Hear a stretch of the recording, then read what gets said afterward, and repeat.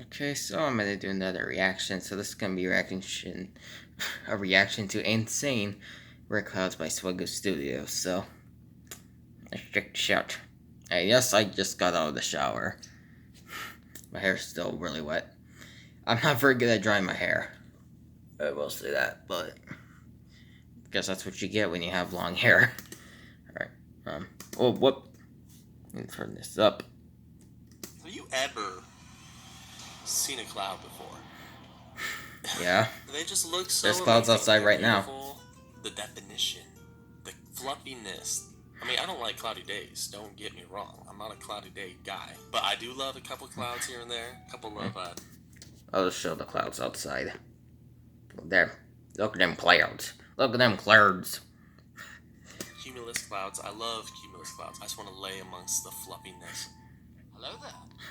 I bet that Some would be cloud quite types fluffy. I love more than others, and some cloud types are rarer than others, and I love things that are rare. You know me. So yeah, that's what we're talking about. We have one cloud that looks just like a wave. We have The shelf another cloud. that also looks like a wave. And we have yet another cloud that also looks like a wave. We're talking about all those clouds in today's video on the top 10 rarest cloud types. I know we normally talk about tornadoes, and this is not a tornado specific video. Are tornadoes cloud types? Are they on this list? You just have to watch and find out. Let's get into the video. Number 10, fall streak holes. Okay. I don't know if I've ever seen that in person. Maybe on videos before. Clouds. You know those like layered clouds that look like this? And Yeah, I've sometimes seen on rare those. occasions, an interesting cloud phenomenon known as a fall streak hole can occur. These look like large punch holes that cut straight through the cloud layer, almost like a little blue oasis amongst the white and gray clouds. And they definitely pop out. I mean, ooh, check that out. Underneath the hole in the middle, you will notice a soft white cloud, which is actually a cluster of falling ice crystals. And how do these occur? Well, if the water droplets in the altocumulus or cirrocumulus clouds are in a supercooled state on the brink of freezing, and all of a sudden a change of pressure occurs over a certain area, the water droplets will then freeze and set off a chain reaction, causing all the other nearby water droplets to freeze as well. The pressure change that causes this to happen is often caused by an airplane. Sometimes they come in these long lines from a jet. Have you ever seen this crazy cloud phenomenon? I actually have never seen this, or at least Maybe in Number 9 images, is a but favorite not of mine, in cumulonimbus real life. clouds. I've definitely seen those before. I can tell you that. Cumulonimbus clouds, aka the greatest clouds of all time, my favorite clouds. They are sometimes called thunderhead clouds, and they sometimes form into supercells. And yes, supercells are responsible for tornadoes, baby. Now, cumulonimbus clouds aren't super rare, but they are kind of rare, and I love them, and that's why they make the list, okay? But they can rise up to 40,000 feet, and in extreme cases, even higher. Well-developed cumulonimbus clouds may also feature a nice anvil on top, caused by wind shear. Let's talk about some cumulonimbus accessory clouds. The first accessory cloud that comes to mind is the Arcus cloud, or a shelf cloud. These form on the edge of gust fronts at the base of the cumulonimbus clouds, and they look absolutely terrifying. Sometimes they can even have like finger-looking. Yeah, I've seen the good majority of wall clouds and shelf clouds. Pileus clouds are ice crystals on top of the cumulonimbus clouds, and if you're lucky, you might get a little cloud iridescence if the sunlight refracts through these ice crystals. Ooh, look at that. That is pretty cool. Cumulonimbus clouds can create a super rare phenomenon known as crown flashes. These are just crazy. I talked about them in a different video. Looks like someone spraying a hose. Cloud that formed the infamous 2.5 mile wide 2013 El Reno tornado. This looks like it's from a different planet. It looks insane. They are definitely cool. We are moving on. Number 8. We're talking about roll clouds. Earlier we spoke about shelf clouds, which is a type of Arcus cloud. Well, another type of Arcus cloud is the roll cloud, also known as the volatus cloud. These are different from shelf clouds as they are not accessory clouds to cumulonimbus clouds, but they are their own separate cloud type. And they're also much more rare. These long tubular clouds most often form near coastal areas and appear to roll as they move across the sea. They are caused by incoming cold fronts, and sometimes they can even come in waves. And while these clouds are rare, they do form in one part of northern Australia pretty consistently throughout the month of October. This is due to the unique geography of the Gulf of Carpentaria. This particular group of Australian roll clouds are referred to as morning glory clouds, and they can be up to 600 miles long. These look so cool. That's very fly on the edge of one of these. long. Apparently people paraglide through these, and that sounds amazing. Number 7, Mamadas clouds. I think I have seen those before. IRL. Yes, Mamadas clouds. Storm enthusiasts are definitely familiar with these. They usually form at the base of cumulonimbus clouds, and they look like a bunch of lumps or patches, or, well, breasts, which is what they're named after. Okay, the edges of these patches are slightly translucent, giving these clouds a cellular look to them. Mamadas clouds form in intense wind shear environments, hence their association with powerful thunderstorms. Sinking cool air is the main mechanism that causes these to form. However, the whole process of their formation is still a mystery to experts. There are many theories, though. Number 6 is a favorite amongst cloud enthusiasts, noctilucent clouds. Oh. Yeah, sorry about that. YouTube is forbidding people to use ad blockers, so...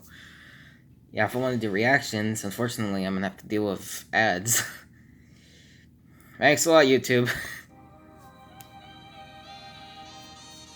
All of the cloud examples in today's list occur in the troposphere, maybe slightly in the stratosphere, but not these. These occur way up in the mesosphere. What the heck? Over 250,000. Those look like the Northern Lights. That's where freaking meteors happen, bro. Noctilucent clouds, aka night shining clouds, aka NLCs, are cloud-like phenomena that occurs during twilight.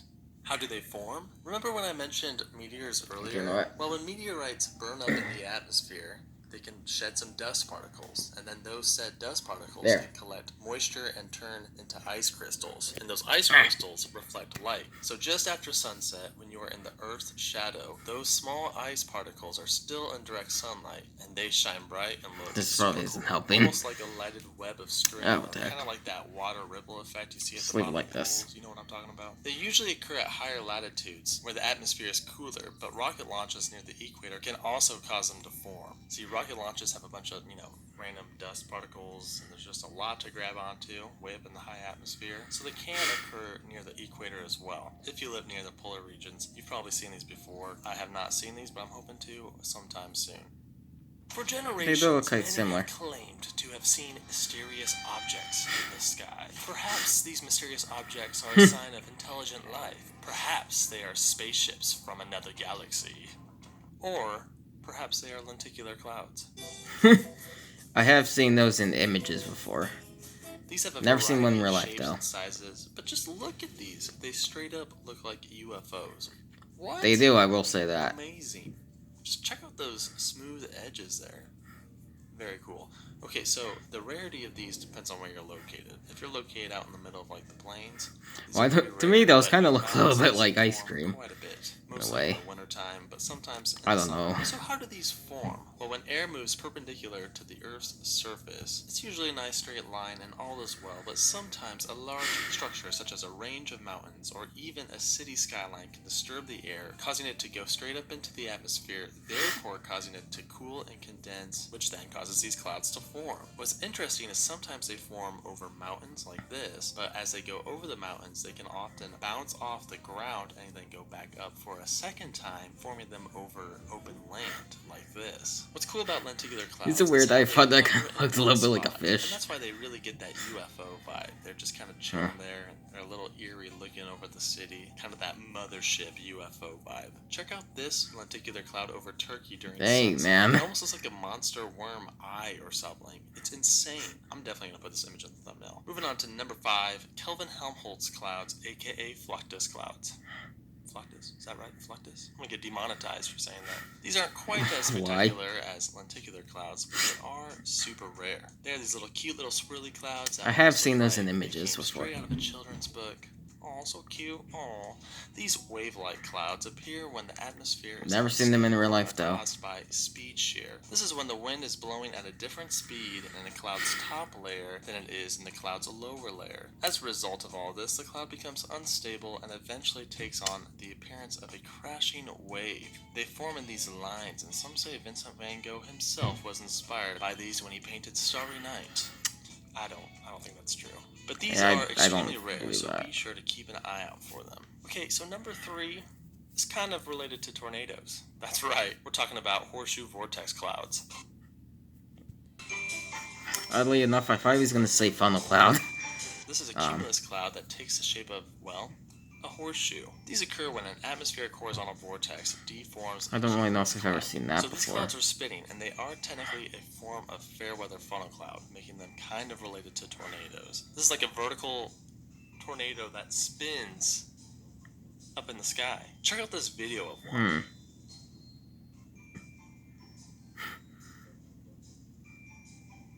That's insane. These are extremely rare, partially because they dissipate so quickly, lasting anywhere between 1 to 5 minutes. They say that witnessing a horseshoe vortex cloud brings good luck. Really? I kind of feel like you need to already have good luck to even see one of these things. But people say it has to be like upside down or right side up or something. So I don't know. Either way, I want to see one. Do you know that another name for tornadoes and funnel clouds and horseshoe vortex clouds is tuba? A tuba cloud? I have heard of that before. We're moving on to number 2, nacreous clouds. Nacreous clouds, which are sometimes referred to as mother-of-pearl clouds, are considered to be very rare and very spectacular. Like, these colors are vivid. They occur in the lower stratosphere, so higher than most of the clouds on this list. Like NLCs, they are best seen near polar regions. Yeah, they look very familiar. So what causes nacreous clouds? Well, first off, you need ice never really seen them in a rainbow form, which is already pretty rare because that's high up.